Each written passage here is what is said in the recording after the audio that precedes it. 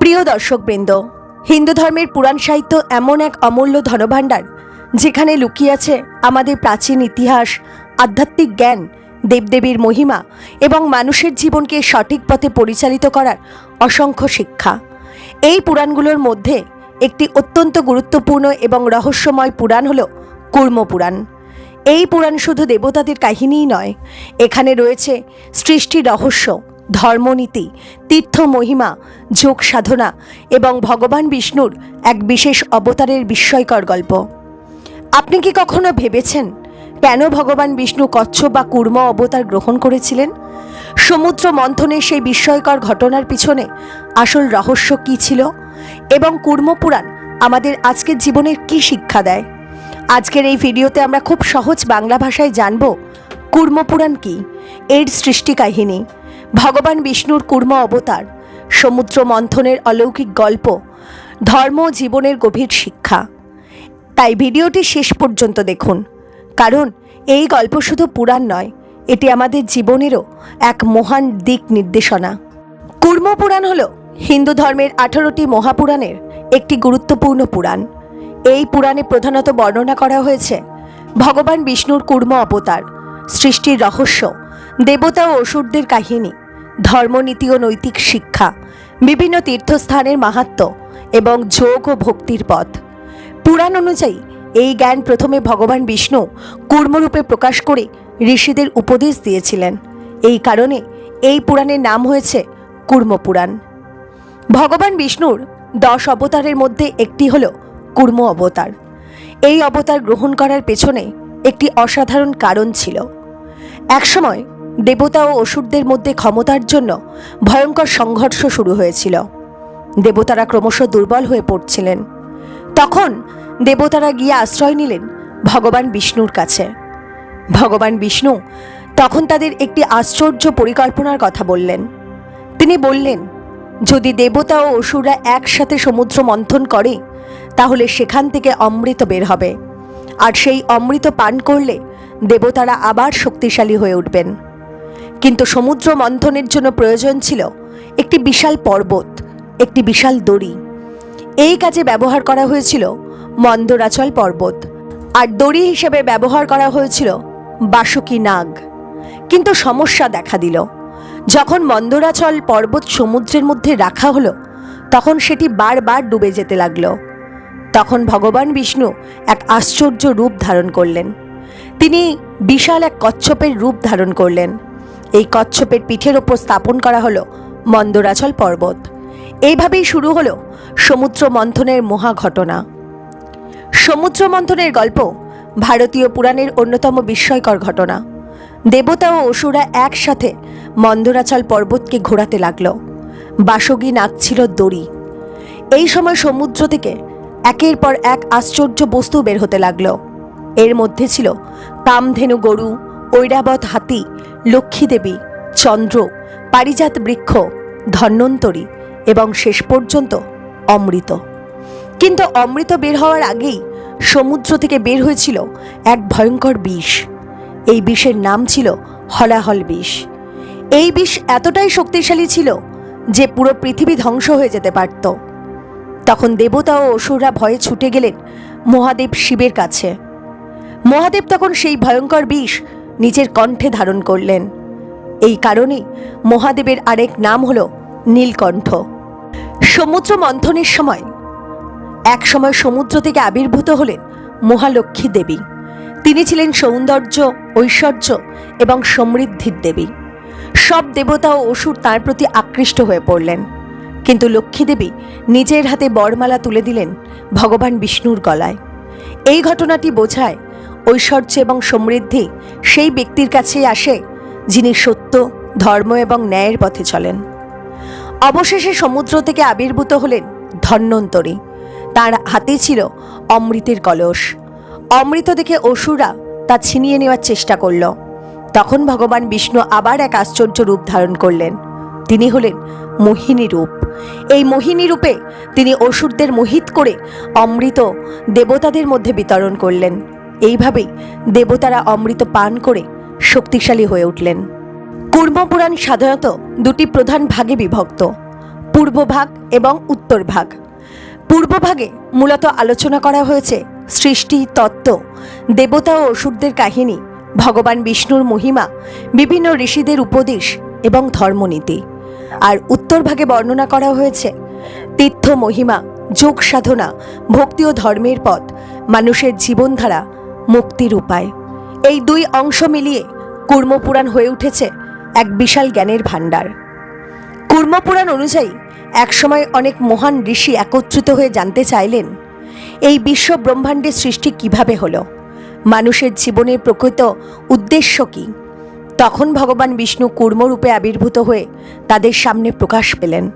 ঋষিরা বিনয়ের সাথে প্রণাম করে বললেন, হে প্রভু, আপনি এই বিশ্ব ব্রহ্মাণ্ডের রহস্য আমাদের বলুন।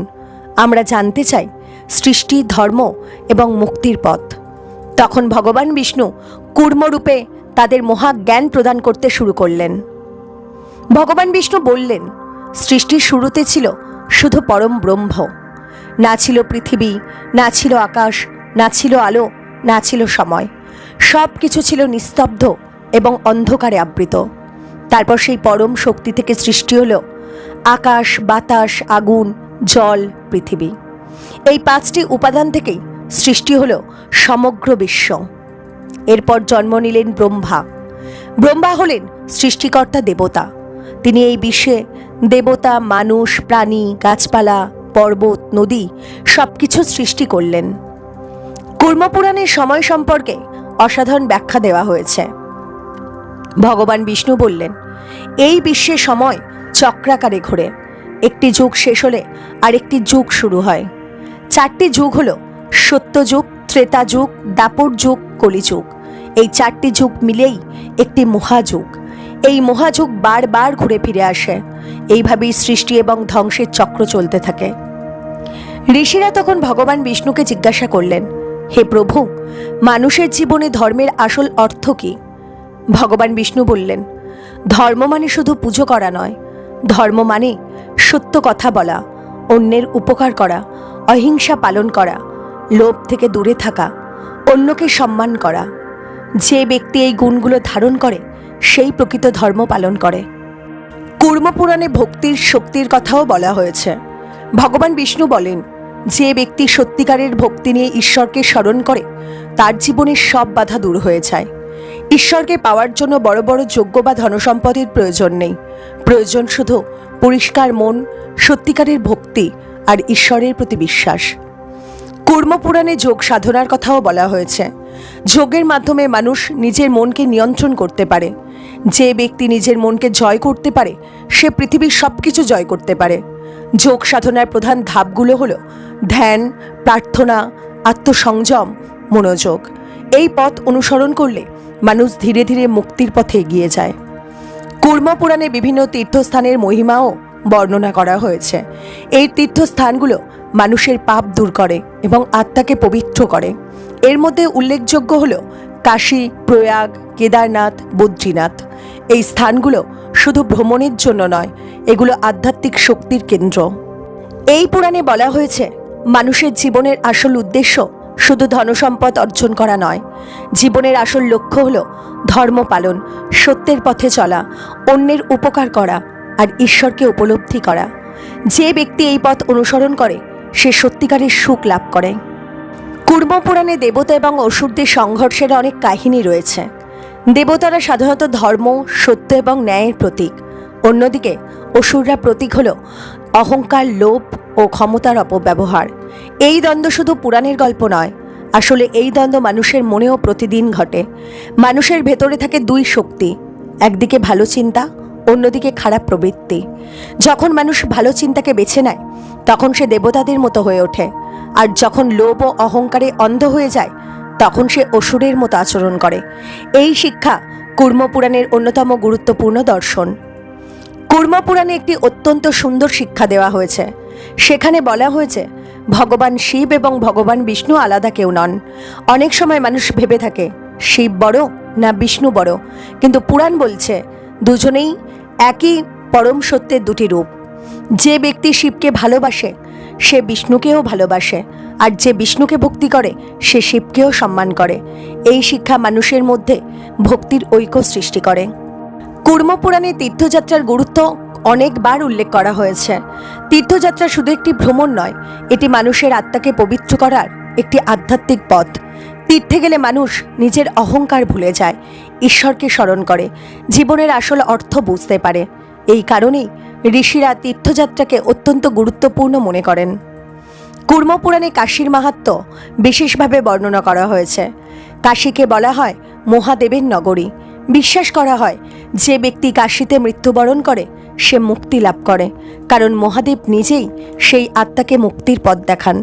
কাশীর গঙ্গা, মন্দির এবং আধ্যাত্মিক পরিবেশ মানুষকে ঈশ্বরের কাছাকাছি নিয়ে যায়।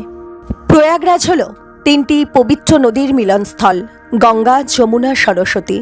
এই স্থানকে বলা হয় ত্রিবেণী সঙ্গম। কুর্মপুরাণে বলা হয়েছে যে ব্যক্তি এখানে স্নান করে এবং ঈশ্বরকে স্মরণ করে তার পাপ ধীরে ধীরে দূর হয়ে যায়। কেদারনাথ ও বদ্রীনাথ হিমালয়ের কোলে অবস্থিত এই 2টি অত্যন্ত পবিত্র তীর্থক্ষেত্র। কেদারনাথ হল মহাদেবের শিবের পবিত্র ধাম, আর বদ্রীনাথ হল ভগবান বিষ্ণুর তীর্থ। এই তীর্থগুলো শুধু ধর্মীয় স্থান নয়, এগুলো মানুষের আধ্যাত্মিক শক্তি জাগিয়ে তোলে।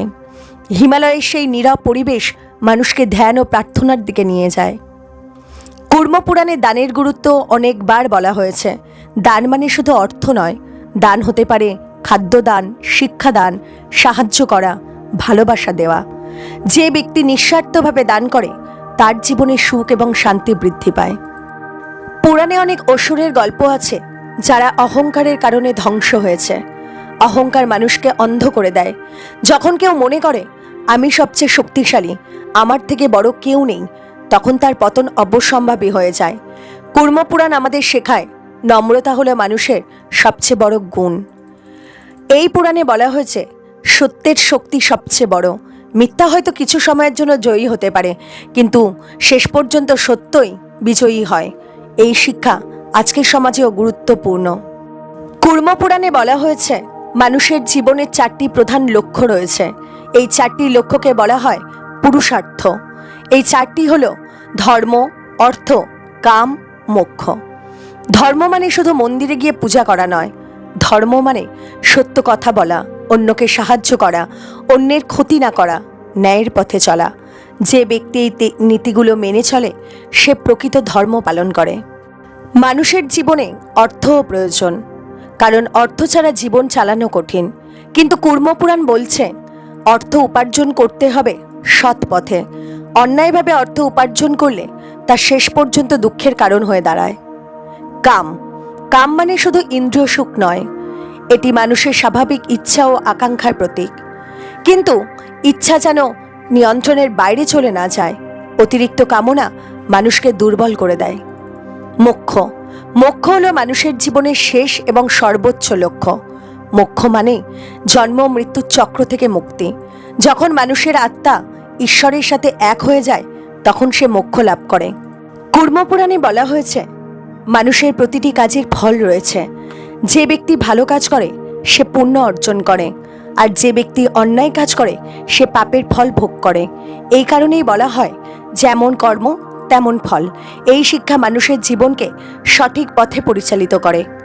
ভগবান বিষ্ণু বলেন মানুষের জীবনে কর্ম অত্যন্ত গুরুত্বপূর্ণ, কিন্তু কর্ম করতে হবে ফলের আশা ছাড়া। যে ব্যক্তি নিজের কর্তব্য পালন করে কিন্তু ফলের প্রতি আসক্ত হয় না, সে ধীরে ধীরে মুক্তির পথে এগিয়ে যায়। কুর্মপুরাণে বলা হয়েছে এই পৃথিবী আসলে এক মায়ার জগৎ। মানুষ এখানে ধনসম্পদ, ক্ষমতা, প্রতিপত্তি এই সব কিছুর পেছনে দৌড়তে থাকে, কিন্তু শেষ পর্যন্ত সবকিছুই ক্ষণস্থায়ী। শুধু ঈশ্বরের সাথে সম্পর্কই চিরন্তন। কুর্মপুরাণে আরও বলা হয়েছে মানুষের শরীর নশ্বর কিন্তু আত্মা অমর। শরীর একদিন ধ্বংস হয়ে যাবে, কিন্তু আত্মা কখনো ধ্বংস হবে না। আত্মা শুধু এক শরীর ছেড়ে অন্য শরীরে প্রবেশ করবে। এই শিক্ষা মানুষের মৃত্যু ভয় দূর করে। যে ব্যক্তি সম্পূর্ণভাবে ঈশ্বরের উপর ভরসা রাখে তার জীবনে ভয় থাকে না, কারণ সে জানে ঈশ্বর সব সময় তার সাথে আছেন। এই বিশ্বাস মানুষকে শক্তি দেয়। প্রিয় দর্শকবৃন্দ, সমুদ্র মন্থনের গল্পটি শুধু একটি পুরাণ কাহিনী নয়, এটি আসলে মানুষের জীবনের প্রতীক। সমুদ্র হলো আমাদের মন, দেবতা এবং অসুর হলো আমাদের ভেতরের দুই শক্তি, ভালো চিন্তা এবং খারাপ চিন্তা। যখন আমরা জীবনের সংগ্রামের মধ্য দিয়ে এগিয়ে যাই, তখন আমাদের মনেও শুরু হয় এক ধরনের সমুদ্র মন্থন। এই মন্থনের মধ্যেই কখনো বের হয় দুঃখ, সমস্যা, কষ্ট। কিন্তু ঠিক যেমন সমুদ্র মন্থনের সময় প্রথমে বের হয়েছিল ভয়ঙ্কর বিষ, যদি আমরা ধৈর্য ধরে এগিয়ে যাই, তাহলে শেষ পর্যন্ত আমরা পেতে পারি জ্ঞান, শান্তি এবং সত্যিকারের সুখ। ভগবান বিষ্ণুর কূর্ম অবতার আমাদের একটি গভীর শিক্ষা দেয়। কচ্ছপ যখন বিপদ দেখে, তখন নিজের শরীরকে শক্ত খোলসের ভেতরে লুকিয়ে ফেলে। ঠিক তেমনি মানুষকেও জীবনের কঠিন সময়ে নিজের মনকে স্থির রাখতে হবে। যে ব্যক্তি ধৈর্য ধরে এবং নিজের মনকে নিয়ন্ত্রণ করতে পারে, সে জীবনের বড় বড় সমস্যাকেও জয় করতে পারে। কূর্মপুরাণ আমাদের শেখায়, অহংকার মানুষকে ধ্বংসের দিকে নিয়ে যায়, কিন্তু নম্রতা মানুষকে ঈশ্বরের কাছে নিয়ে যায়। যে ব্যক্তি ভক্তি, ভালোবাসা এবং বিশ্বাস নিয়ে ঈশ্বরকে স্মরণ করে, তার জীবন ধীরে ধীরে আলোর পথে এগিয়ে যায়। এই পৃথিবীতে আমরা সবাই এসেছি একটি নির্দিষ্ট সময়ের জন্য। ধনসম্পদ, ক্ষমতা, খ্যাতি সবকিছু একদিন শেষ হয়ে যাবে, কিন্তু আমাদের সৎ কাজ, ভালোবাসা এবং ভক্তি চিরদিন থেকে যাবে। এই কারণেই কর্মপুরাণ আমাদের শেখায়, জীবনের আসল লক্ষ্য হল সত্যের পথে চলা, অন্যকে সাহায্য করা, ঈশ্বরকে স্মরণ করা এবং নিজের আত্মাকে পবিত্র রাখা।